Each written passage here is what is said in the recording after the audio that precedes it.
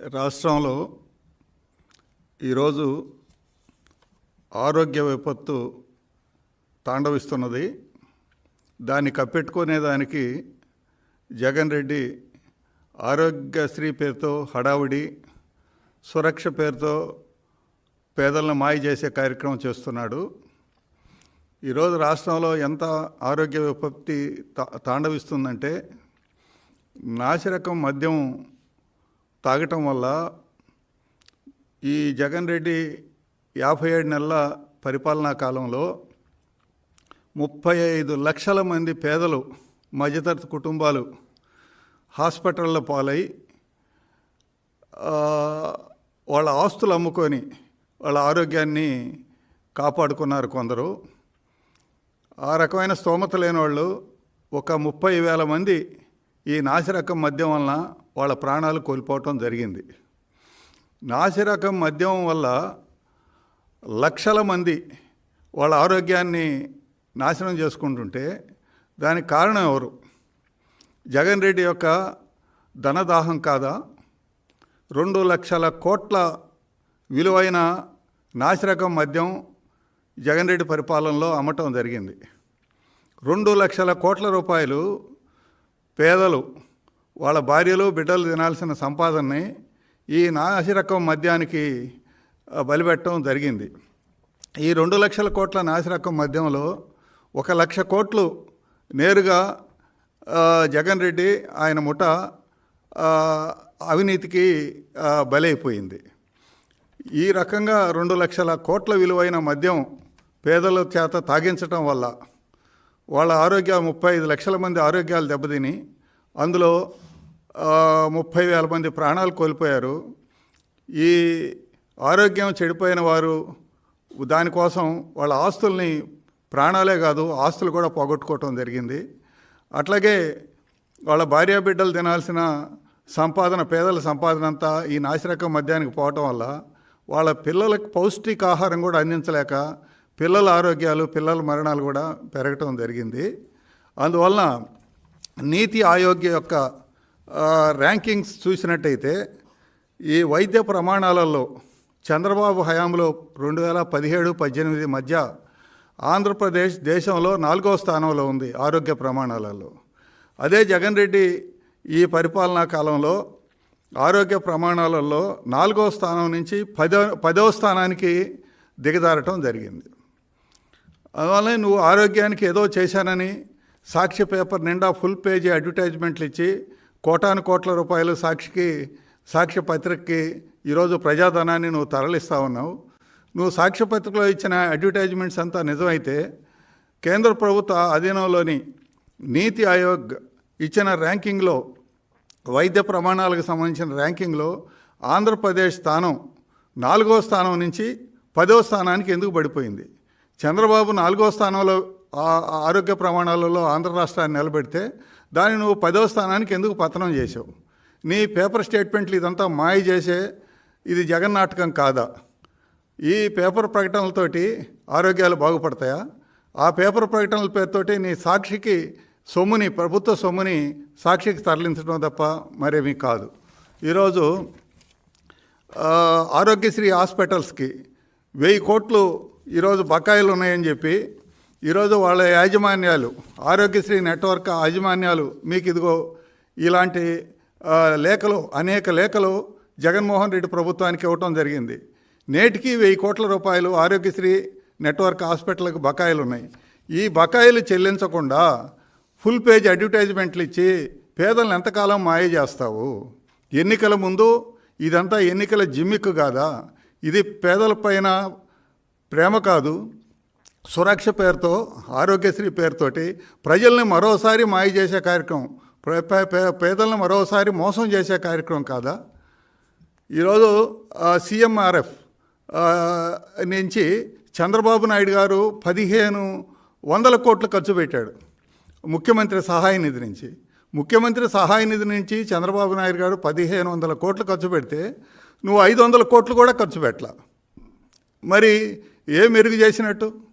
ఒక తట్టు 1000 కోట్లు నువ్వు అక్కడ బకాయిలు పెట్టావు ఆరోగ్యశ్రీ హాస్పిటల్స్కి. ముఖ్యమంత్రి సహాయ నిధి నుంచి చంద్రబాబు 1500 కోట్లు ఖర్చు పెడితే నువ్వు దాన్ని 500 కోట్లకి నువ్వు తగ్గించావు. అంతేకాదు కేంద్ర ప్రభుత్వం ఇచ్చిన నిధులు ఒక 500 కోట్లు దాన్ని దారి మళ్లించేశావు. ఈ రకంగా నువ్వు వైద్య రంగాన్ని అనేక రకాల దెబ్బతీశావు. కరోనా హయాంలో నువ్వు ఆక్సిజన్ కూడా సరఫరా చేయనందున దాదాపు 50,000 మంది ప్రాణాలు కరోనా సమయంలో కోల్పోయారు. ఆ రోజు నువ్వు ఇతర రాష్ట్రాలతో పోలిస్తే నువ్వు ఆ రోజు వైద్య ప్రమాణాలలో చాలా దిగజారు చేసావు. కరోనా సమయంలో మాస్క్ ఇవ్వలేదని అడిగిన డాక్టర్ని విశాఖపట్నంలో డాక్టర్ సుధాకర్ గారి ప్రాణాలు పరోక్షంగా పోవటానికి మీరు కారణం అయ్యారు. ఈ రకంగా ఆరోగ్యశ్రీ మొత్తం ఒక కరోనా సమయంలో నువ్వు ప్రమాణాలలో ఫెయిల్ అయినావు. అట్లా అదే కాకుండా డ్రగ్స్, ఈరోజు ఈ మత్తు పదార్థాల్లో మీ పార్టీకి సంబంధించిన వాళ్ళే ఈరోజు ఈ మత్తు వ్యవహారాల్లో చేస్తుంటే నిన్నే మీకు చూసాం.